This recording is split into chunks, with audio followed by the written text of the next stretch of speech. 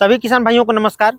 किसान साथियों, आप लोग जानते हैं कि हल्दी कितनी गुणकारी, घर में हमारे मसाले के रूप में प्रयोग की जाने वाली हल्दी सबसे इम्पोर्टेंट है। खाना चाहे साथियों सब्जी हो, दाल हो, किसी भी प्रकार की चीज़ों उसमें हल्दी का प्रयोग आवश्यक होता है साथियों। हल्दी जो होती है साथियों, एंटीऑक्सीडेंट होती है, जो कि हमारे शरीर में रोग प्रतिरोधक क्षमता बढ़ाती है, रोगों से लड़ने की क्षमता बढ़ाती है साथियों। तो हम आज हल्दी की खेती पे चर्चा करेंगे। तो हल्दी साथियों मई से जून के महीने में लगा देनी चाहिए। ये हल्दी 1 वर्ष की खेती होती है बेसिकली साथियों। जब हम इसको फरवरी से मार्च के महीने में साथियों हल्दी को जो हम खनते हैं, तो इसमें से जो इसकी गांठें निकलते हैं, हम उस गांठों में से साथियों जो पतला गांठ होता है, जो अक्वा फेंका होता है, जो जमने योग्य होता है साथियों, उगने हो, उसको फिर हम उसी मिट्टी में लगा देते हैं साथियों। तो जिससे कि यह हल्दी फिर से हमारी बेसिकली हमें मई से जून के महीने में, अधिकतम जुलाई के महीने तक हमें हल्दी लगा देनी चाहिए साथियों। उससे होता क्या है कि यह हल्दी हमारी जनवरी फरवरी तक अच्छी से गांठें बैठ जाती है इसकी, और अच्छी हमको पैदावार देती है।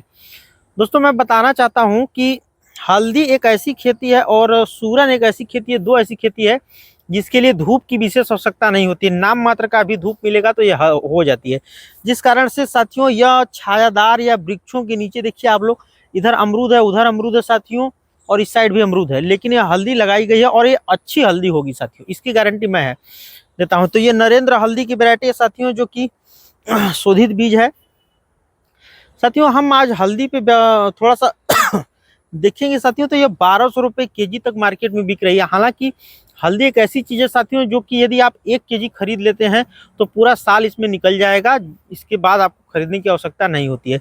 इस वजह से हल्दी की खेती साथियों बहुत बड़े पैमाने पे हमारे पूर्वांचल में अभी तक किसान नहीं कर रहे हैं। लेकिन साथियों एंटीऑक्सीडेंट होने की वजह से कैंसर जैसे रोगों में इसकी जो है डिमांड बढ़ती जा रही है, रोग प्रतिरोधक क्षमता इसकी बढ़ती जा रही है, जिस वजह से आपको साथियों इसकी खेती का विस्तार देखने को मिलेगा। इसके लिए बलुई मिट्टी होना आवश्यक है साथियों। जैसा कि आप जानते हैं कि आलू, हल्दी और सूरन और ये क्या बोलते हैं, अदरक साथियों, ये कुछ ऐसी चीज़ें होती हैं जो जमीन में बैठने वाली चीज़ें होती हैं, जो जड़ में फल देती हैं साथियों। उनके लिए मिट्टी हल्की होनी आवश्यक होती है। तो देखिए ये साथियों बलुई दोमट मिट्टी है, एकदम भुरभुरी साथियों। इसको यदि आप फावड़े से भी खनेंगे तो कम से कम 6 इंच तक ये बहुत आसानी से कोड़ी जा सकती है इसको, जिस वजह से इसमें हल्दी बैठने की संभावना है। इसमें बारिश के सीजन में सिंचाई की विशेष आवश्यकता, जाड़े के समय में नवंबर से दिसंबर वाले महीने में एक बार इसकी सिंचाई आवश्यक होती है। किसान साथियों हल्दी जो है लाइन वाइज बोना सबसे उत्तम होता है। जो है हल्दी को कहीं भी नहीं लगा देना चाहिए, और यह एक ऐसी खेती होती है जो हमारे किसानों के लिए हमेशा लाभदायक रही है साथियों। घर में भी मसाले के रूप में प्रयोग, मैंने बार बार अपने किसानों से यही कहा है साथियों कि यदि हम मार्केट से कुछ भी खरीद के ला रहे हैं तो हमारे किसान जो है अभी इतने पैसे वाले या इतने अमीर नहीं हुए हैं साथियों कि हम हर चीज़ खरीद के खा सकें। इसलिए हमारे किसानों के पास भगवान का दिया हुआ या कुछ भी वरदान स्वरूप दिया हुआ खेती है, भूमि है साथियों, जिस वजह से हमें चाहिए कि हम थोड़ा सा अपने घर के लिए ही यूज करने के लिए हर प्रकार की खेती करें जो हमारे मौसम में, हमारे वातावरण में सूटेबल हो। तो उस खेती को जरूर करना चाहिए। आप थोड़ा सा आलू लगा दीजिए, थोड़ा सा प्याज लगा दीजिए, थोड़ा सा लहसुन, थोड़ा सा हल्दी। तो इस प्रकार से आप हर चीज़ें घर पे थोड़ा सा प्रयास करें लगाने का साथियों, जिस वजह से हमारी जो है आमदनी, जो बाहर पैसा हम खर्च करते हैं वो बच सके। इससे होगा क्या साथियों कि इससे हम देश में भी जो है कंट्रीब्यूशन कर सकते हैं अपना। इससे जैसे दोस्तों हम साथियों यदि यह चीज़ नहीं उपजाएंगे तो हमें मार्केट से खरीदना पड़ेगा, और मार्केट में यदि इस चीज़ की कमी होगी तो हमें दोस्तों बाहरी देशों से जो इसको इम्पोर्ट करना होगा, जिससे हमारे देश का पैसा बाहर जाएगा।